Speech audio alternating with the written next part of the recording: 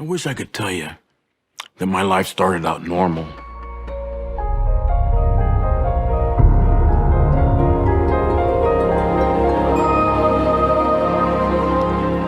While I was growing up, I noticed that there were things wrong in my family. Dad would fight with Mom. I found out that I was not even my mother's child. I watched beatings and drinking and chaos. And I began to think that this kind of life was normal. My mom, or at least who I thought was my mom, left when I was 9. I think that's when the feelings of abandonment started. Dad was hardly ever home, and my older brother moved out. So I was pretty much left like alone. That's when I joined a local street gang, and I started fending for myself. I went through the foster home mill where I would be loaned out to different families for a certain amount of time until I finally got fed up and left. I really didn't know who I was or where I belonged in my teenage years. And so the only way I could release the pressure of abandonment was to fight. So I joined a local boxing gym. I got beat up quite a bit. After a while, my trainer Frankie said, "Boy, you need to get some wins under your belt."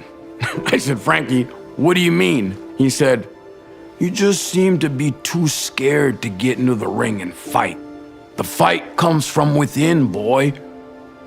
I lost fight after fight until finally I beat a boy in the ring.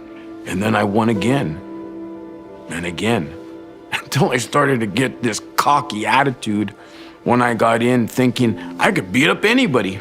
Fighting became a huge part of my life. And when I got caught committing a crime in my youth, I wound up doing 1.5 years at the boys' camp for juvenile offenders for drugs and stealing. After I got out, I went to the old neighborhoods and started bumming cigarettes and sold them for 25 cents each. After I sold 3 cartons, I had enough money for a room, a bottle of booze, a steak dinner, and I got an apartment at 15, and I paid for it by selling marijuana on the streets. My social worker said, "You can't live like this." So I was ordered by the court to go to a foster home.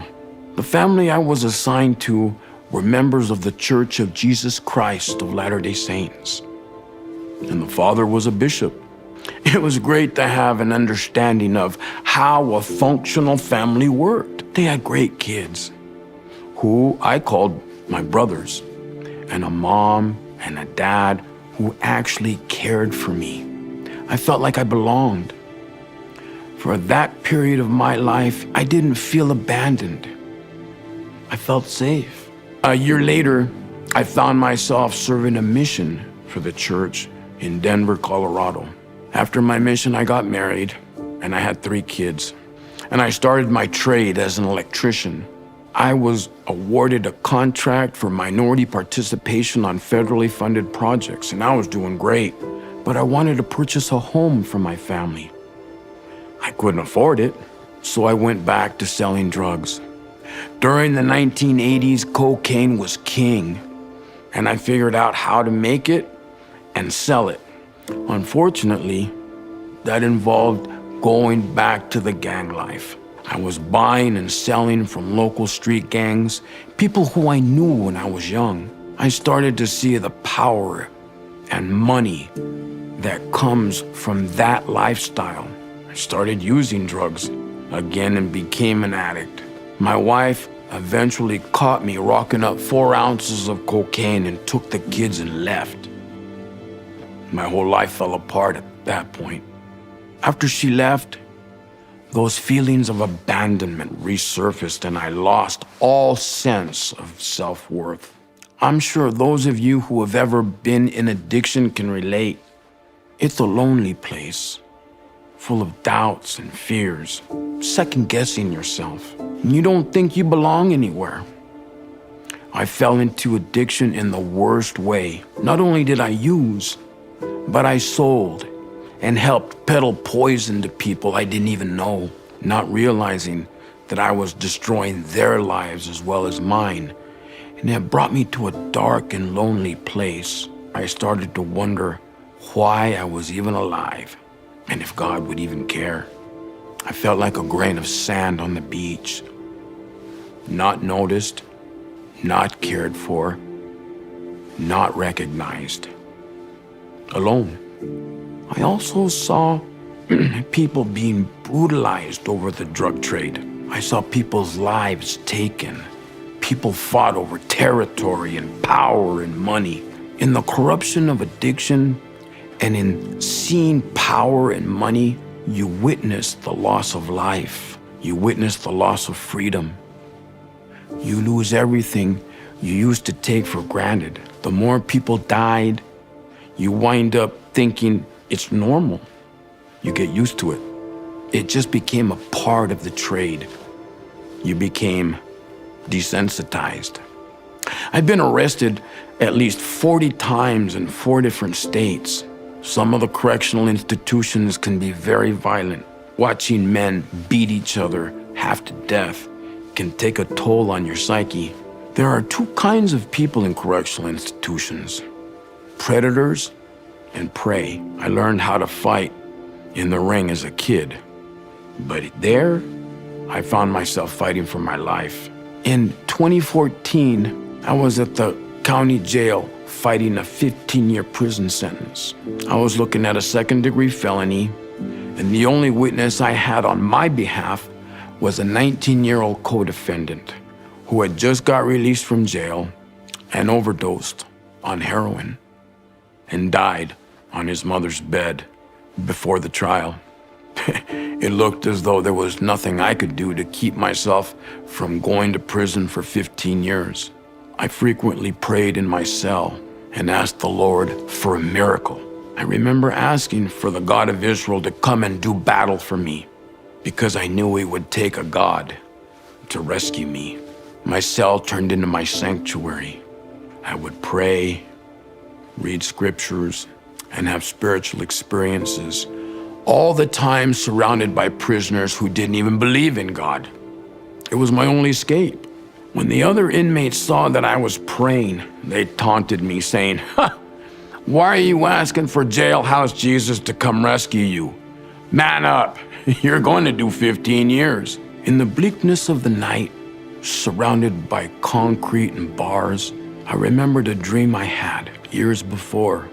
In my dream, the Savior came across a long beach, and he found me, and he picked me up with his 2 fingers and looked at me and called me by my name and said, "I remember you, and I'm with you."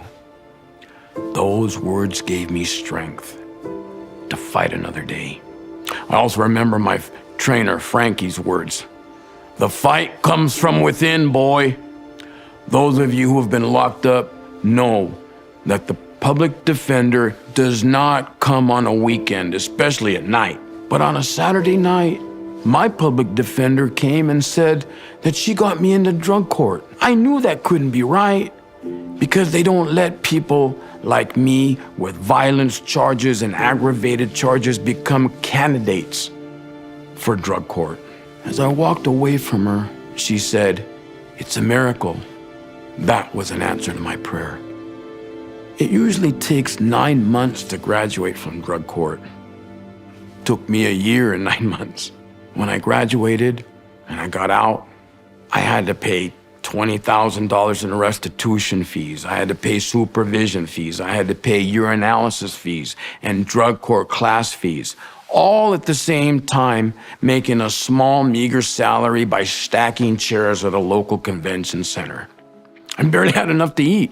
I dreamt of being able to one day be able to buy a pair of sneakers, but I kept fighting.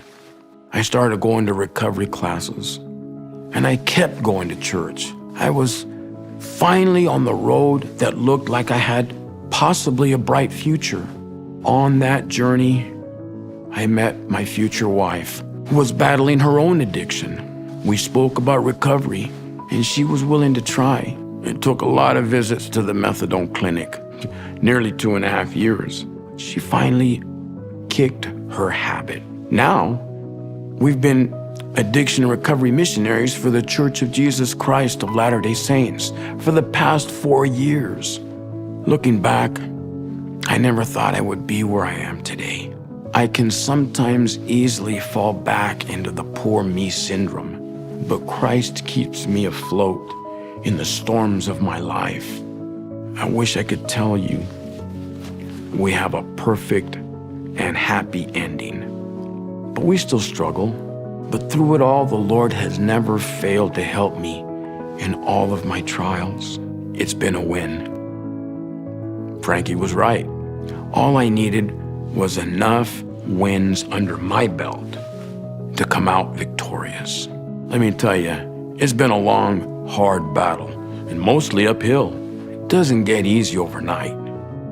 It took a lot of commitment, a lot of praying, a lot of begging for help that allowed me to finally have the hope sufficient enough to carry me through to where I am now. I never stopped going to meetings.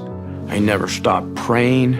But most of all, I never stopped serving others.